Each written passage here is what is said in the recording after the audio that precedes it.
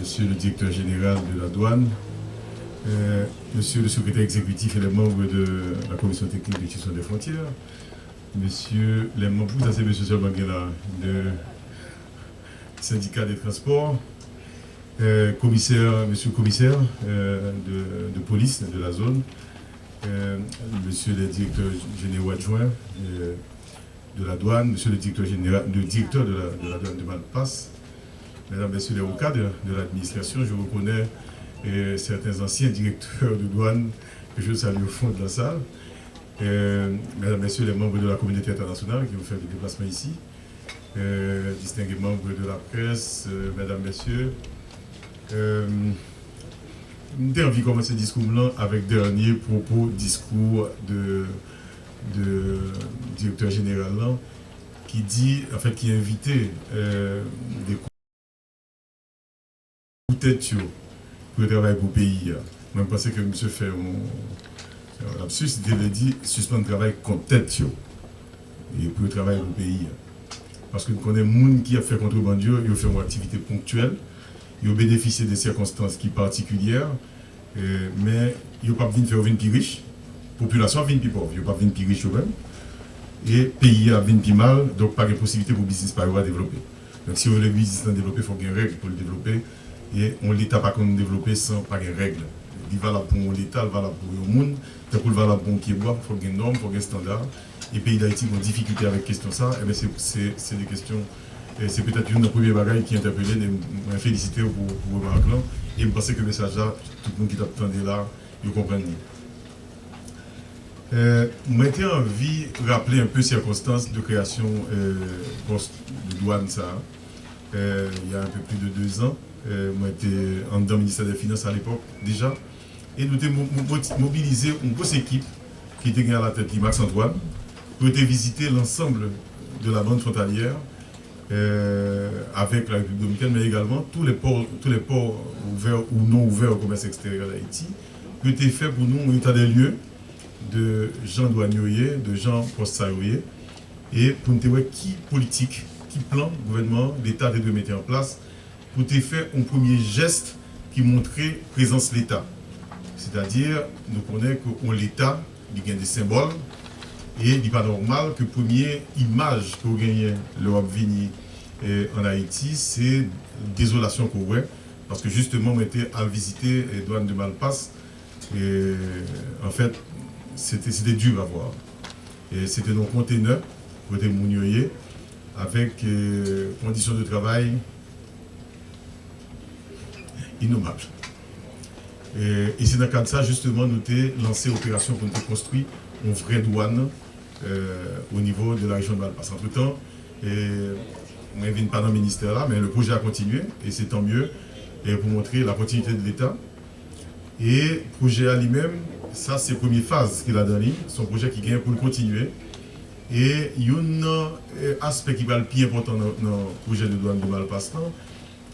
Et ce n'est pas pour lui-même seulement, c'est pour tout port qui, toute bande frontalière là, côté des postes douaniers, c'est mettre en place un espace de transbordement qui permettent que le commerce avec la République dominicaine qu'a fait sous des auspices puis respectueux des règles, des normes, et qui en même temps permettent que institution qui est dans le pays d'Haïti ou même qui a fait des transactions avec la République dominicaine, il y a les mêmes droits, il y a participer suivant de mêmes règles. Cela veut dire que les conteneurs qui arrivaient sous frontière là, eh bien, non seulement faire contrôle, mais ils ont transféré à partir de l'autre système de transport qui a modernisé et qui a mis en place en Haïti. Le gouvernement prend pile décision pour ça, déjà, nous connaissons. Dans le cadre budget rectificatif, le gouvernement dégage des ressources que le mettait disponibles pour aider, pour voir comment il y a des vraies compagnies de transport qui organisent dans le pays et qui ont fait souvent les mêmes normes pour le faire au niveau international. Nous connaissons toutes les difficultés qui gagnent pour transporter haïtiens aller en République dominicaine, et ce que nous comprenons, parce qu'il faut être d'accord que le transport d'affaires n'est pas régulier, pas normal, et lui-même indigne de nous pratiquer. Donc l'État a décidé pour aider à moderniser le transport ça. Nous connaissons avec syndicat, il y a plusieurs entreprises qui ont créé, et l'État lui-même va l'appuyer pour que ça un crédit pour acheter des camions qui sont appropriés pour faire un transport qui est plus digne et qui est plus productif, quoi. Et ça va venir, ces premières étapes de grosse réforme que nous avons besoin de faire au niveau des postes frontaliers. Et nous connaissons tout le bagage ça par encadré par une institution que le gouvernement mettait en place récemment, que les commissions techniques de gestion des frontières, qui gagne tous les 3 membres là, mais qui pourraient vraiment mobiliser expertise de monde dans différentes catégories de professions et de compétences pour venir travailler justement sur des problématiques qui concernaient évolution, transactions qu'a faites sous frontières là, et sous frontières terrestres, mais également sous frontières maritimes et aériennes. Donc là, c'est la deuxième grosse décision que prend, mais l'autre décision que prend, c'est par exemple, comme lui-même, commission Sali, son commission nous dit, commission intégrée de gestion de frontières, eh bien, lui doit travailler avec toute autorité qui, à un titre ou à un autre, gagne des parties liées, qui gagnent des activités pour mener ensemble. Et là, nous connaissons par exemple la police, et nous remercions le président de la police qui l'a eu, et le commissaire de police là, la justice, nous connaissons qui vient pour la justice et la sécurité publique, qui est concernée par la question ça, intérieure, qui est concernée par la question ça, donc tout, en ce qui les concerne, il y a des activités que vous devez faire pour faire que la présence de l'État sur frontière là, ils sont présence qui est à la hauteur de ça, de l'État. Et pour ça, nous sommes d'accord qu'avec la police, il y a des débats que nous allons faire justement pour assurer que le poste de police est mieux structuré au moins sur la frontière. La question de l'ACLA est évoquée, mais sur l'ACLA, on ne va pas courir sur l'ACLA des gens, on va courir sur des bateaux, on va courir à pied. Donc, on a réfléchi et nous demandé à la commission pour nous des propositions pour nous connaître comment la police, avec garde-côte, comment ils peuvent aider à gérer l'ACLA pour éviter les types de trafic illégal qui fait à partir de l'ACLA. Donc, le gouvernement prêt pour ça. Nous connaissons que vraiment, c'est le gouvernement, depuis la campagne, le président mettait l'accent sur ça, l'état de droit. Pour l'état de droit, eh bien, nous connaissons des règles qui appliquent à des individus. Il y a des individus de quelque soit individu, que vous-même c'est en autorité ou pas en autorité, même loi ou édicté, lui-même est opposable à vous. Donc pour que ça arrive, eh bien, il faut instance d'État même qui a fait travail. Et c'est pour ça que justement nous croyons que restaurer, là nous prenons des grands mots, restaurer l'autorité de l'État, il y a un ensemble d'actions concrètes pour nous faire. Et actions concrètes pour nous faire, par exemple, en ce qui a rapport avec la question frontière, c'est faire que si sur l'État sous frontière, il a fait travailler correctement. C'est-à-dire pour policiers qui sous frontière vivent dans des meilleures conditions, pour douaniers qui font un travail extraordinairement important.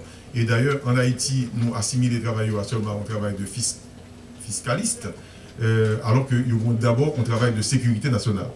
Le premier gros travail que le douanier vous fait, c'est protéger le territoire, protéger la population, protéger le pays. Et ça, c'est une fonction que nous négligeons, pourtant c'est pour ça qu'il fait la douane. Ce n'est pas question fiscale, c'est question accessoire, même si en Haïti, c'est une sur déterminante et qui fait que souvent nous oublions et aspect ça et on a parlé d'un ensemble de produits qui ne pas acceptés dans le pays, qui entrent parce que nous pas douaniers moyens, nous pas reconnaître moyens et capacités pour être intervenus de manière satisfaisante pour ça fait sur tout le pays, sur la terre. Donc, dit que nous devons restaurer l'autorité de l'État, ça a commencé par ça. Et c'est ça qui fait que justement, nous engager juste pour assurer le déploiement servicieux de manière adéquate de concert, en tout cas sous orientation et direction président de la République et demande du Premier ministre, nous avons autorisation pour nous continuer, renforcer non seulement ici, mais renforcer toute la bande frontalière. C'est ça que fait créer une commission technique de gestion de frontières là, qui pourra superviser, coordonner ensemble d'opérations sérieuses. Nous commençons avec Malpasse, mais il pourra continuer sur toute la bande frontalière.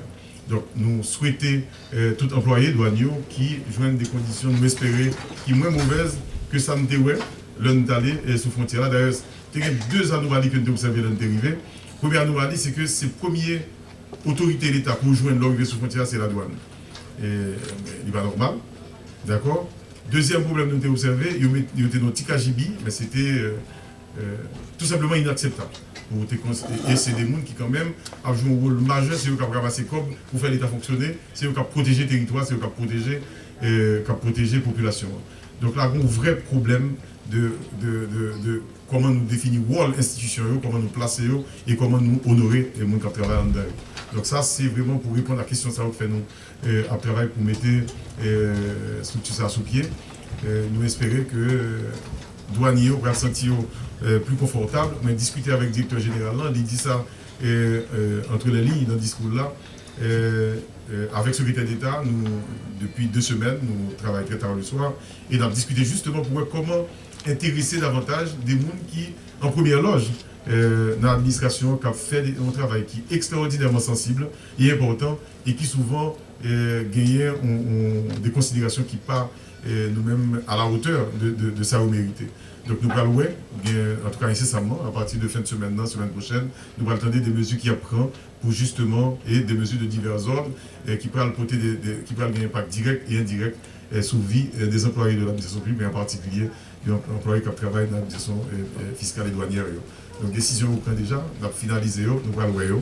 Et pour nous fait que nous sentons en confiance, nous connaissons les surveillants douaniers,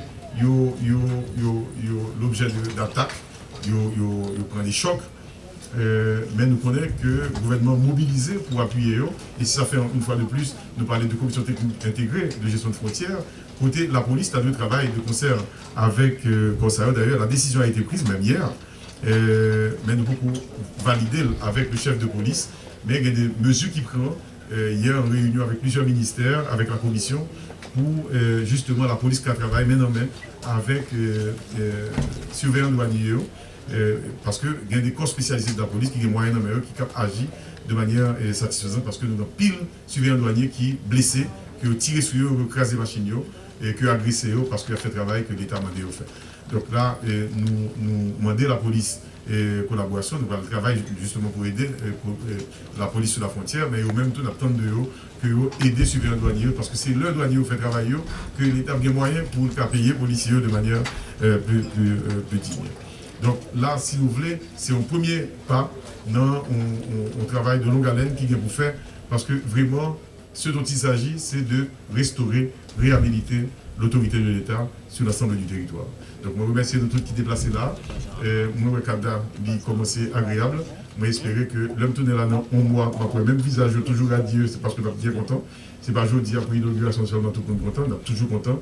Et nous avons que le directeur de douane de Malpasse, un monsieur très optimiste, très engagé, il connaît que nous-mêmes, le peu que nous rencontrons depuis nous retourner dans le ministère là, nous proposer et nous montrer que nous sommes prêts pour nous donner tout accompagnement que nous avons besoin, y compris ça le propos d'Inno pour permettre que nous douane aller en tout cas de l'avant. Donc, je salue chaque monde qui a fait le déplacement là. Je remercie nous. Et puis, nous dit longue vie aux employés de la douane. Et puis, un bon espace de travail pour permettre que l'État fonctionne pour le bien de la collectivité. Je remercie de toutes. Merci à vous.